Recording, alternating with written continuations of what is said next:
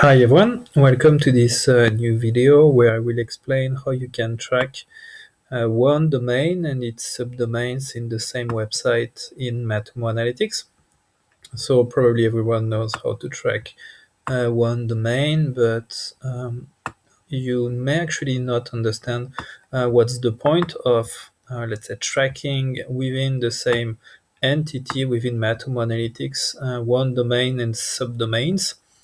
The main reason why you want to do that is if, let's say, the whole thing is closely linked. So that could be the case with an e-commerce website where you have the payment platform, which is on a subdomain, and there's no sense, let's say, to have two entities in Matomo in order to check the data out of it.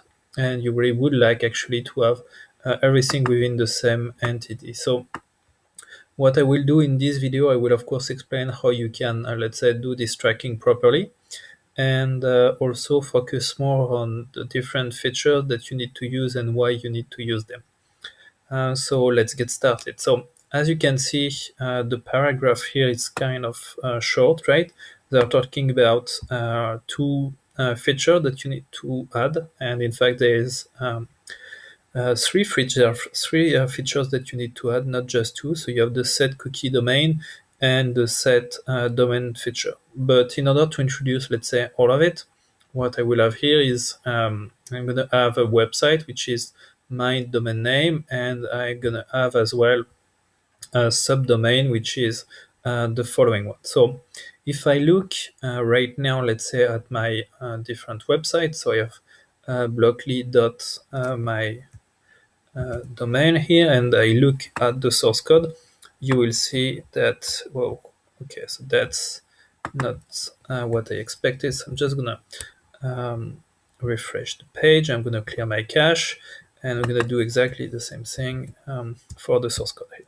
So as you can see here, the two lines are, let's say, uncommented. So normally my tracking should not work, and in order to ensure that, what I will do is I'm gonna clear my cookies here. So I'm just gonna go on store, and I'm gonna clear my my cookies, and so I need to yeah, actually I can delete all of them, and I'm gonna do exactly the same thing over here. So let's go over here, and let's, well, I have so many cookies. I'm gonna just delete this one, so I can delete this one. I can delete this one as well. Okay, so great. So now I'm a given user, and I'm going to change my user agent too. So I'm going to be, what can I use? I'm going to use, let's say, Safari, and it's going to be on Apple. Okay, so I have my user agent. So I'm going to, let's say, fire my tracking code. So I'm going to get some, oops, didn't get them. Okay, so here I have my pweek ID. So if I look at the visits for today, I will see my visit rate. So this is my website I went to, and now I'm gonna do exactly the same thing with, let's say, with this website. I'm just gonna change the user agent as well. Why do I want to change the user agent? The main reason is that Matomo will recognize that I'm using the same, let's say, configuration, and will do fingerprinting, and will associate actually my two visits to the same end, to the same visitor ID in Matomo, and that's not what I want to get here. So what I will do is I'm going to use another user agent, and I'm just gonna, let's say, fire this page, and this is what is happening here. So normally, if I look here at my data, I should see that I'm another visitor. So let's see how it goes. Okay, perfect. So here what you can see is that the visitor who went on the Blockly website is totally different from the one who accessed to, let's say, my main domain. And the reason is that we do not have a link in order to, let's say, match those to tracking. And in order to make this, let's say, cross-tracking, we need to share the first-party cookie. And this is what is explained here, right? The set cookie domain means that actually the cookie, which will be set for this website, right, will be the same as this website. So this is what we're going to do right now. So I'm going to go on my FTP in my case here, and I'm going to activate the following line of code, right? So I'm just going to save it, right? So this one is going to say, okay, I set the same cookie, right, for all, so wildcard dot, for all the subdomains and domain of this domain. So I'm just going to save this page, and I'm going to do exactly the same thing over here, right?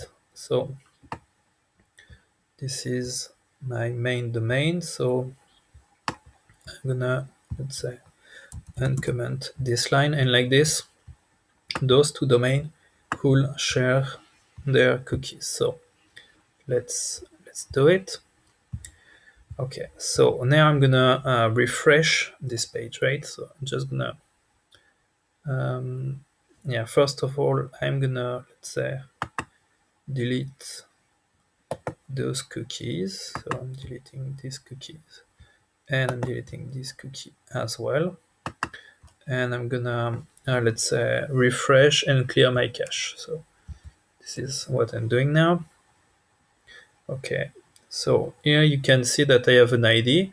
And if I look at this ID, it's a 7A8, right? That's the cookie who identified the visitor. So 7A8. And I'm going to do exactly the same thing. So as you can see, I'm still considered as the user agent is still Google Chrome on Microsoft. Okay, and now I'm going to do the same thing over here. So I'm just going to delete this cookie. Yep, can you delete it? Okay, so I'm gonna clear the full cookie. Okay, so that's great because my browser got frozen. But anyway, I'm gonna let's say, how could I do that? So I'm going to deactivate and activate it back. So storage. Okay, great. So everything has been cleared. So now I'm gonna refresh, and as well I'm going to change the user agent here because I don't want to do exactly the same thing as I did before. So I'm just going to take Opera, and it's going to be Opera in Linux. Does it? Okay, can make it. And I'm going to refresh and clear the cache. So now normally what it did is that it took out exactly the same. So here it's a 74. So that's not the same, 74. And here it's so okay, great, because here it cleared as well. So I'm just gonna refresh it. Okay, and here as you can see, it's as well a 74, right? So this is kind of great because what it means is that actually thanks to this specific line, what happened is that those this feature actually make it possible to associate the the two domain. Okay, so this is what it does. Actually, it's taking out the ID and like sharing it with each other in order for you to be able to see, let's say, the path of a user going from one website to another one. So that's the great thing. Okay, so now let's move to the second part, which is the set domains. So this feature, what it allows you is actually to not count as outlinks the visit coming from one website to the other one. So what's happening here. So let's here, as you can see, I have a link which is going from this website to my main domain. So if I click on it, of course I will go on my main domain, and if I check what Matomo processed as information, I will see that an outlink has been counted. So this is what we can see here on the visitor log. You can see that, yeah, we had an outlink, and it's kind of a double action which is registered, because here you can see that the page has been viewed, but that's the same information as this one, and that's probably not something that you would like to get between your subdomain and your main domain to subdomain, because they are somehow part of the same website. So in order to avoid that, you need to activate this given line of code. So that's the one which is over here, right? And if you have this line of code, then it means that when the user will come from one website to the other one, it won't be counted as an outlink. So I'm just gonna comment it as well. Yep, save. And I'm gonna do exactly the same thing. So I'm just gonna, let's say, I don't need that anymore. So I'm just gonna refresh my page. I'm gonna do exactly the same thing for my Blockly website. So, okay, and there I am.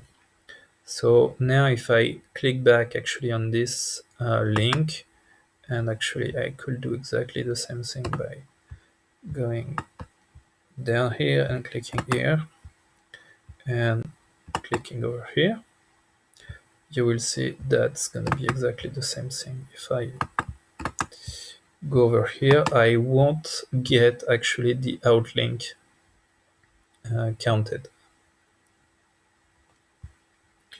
So as you can see, here I had my outlink, and I made the modification just on step number 7. And as you can see, there's no outlink which are counted anymore because I added this line of code. Okay, so that's, let's say, the two major things you need to do when you want to track one domain and its subdomain.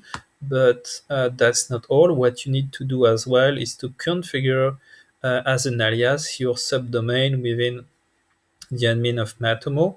The reason is that without it, you will be counted normally as a referrer. So if I don't know if we can see it, but if I go over here under acquisition, and if I look at the website, normally for the date of today, I could see actually, so I was saying, okay, there's no data for this report, but I could see some data coming in, saying that, for example, blockly dot my main domain name is a referrer. So here seems that I don't have some, so I'm just gonna try to generate one. Okay, so in order to do so, what I will do is I will clear my cookies. So okay, let's clear this one. So I should clear maybe this one, maybe this one as well. Clear these parts, and gonna, let's say, do the same here. So I'm just gonna and clear everything. Okay, so how could I do that? So let's imagine that I'm a user on, so I'm gonna select a mobile device, maybe Microsoft phone, right? So I'm a Microsoft phone, and I want to reach actually my website. So it's gonna be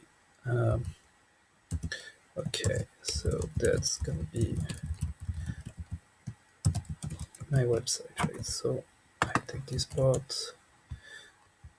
Okay, and let's say I would like to make this Windows mobile phone user as, oh, okay, I see why it does not work, because it's already registered. So if I go over here and if I look at the visitor log, it won't be considered as a referrer because I make it as a direct entry. So um,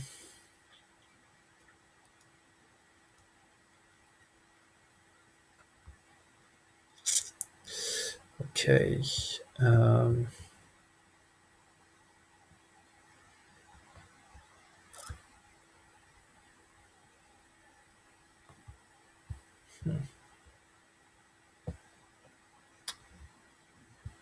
okay, that's a good point. Actually, I don't know how to make it as a referrer, but so I don't know. But in some exceptional cases, it may be possible that Blockly dot my domain name may be identified as a referrer. In order to avoid that, what you need to do is just to let's say pick up your domain and just add it over here, right? So just to say blockly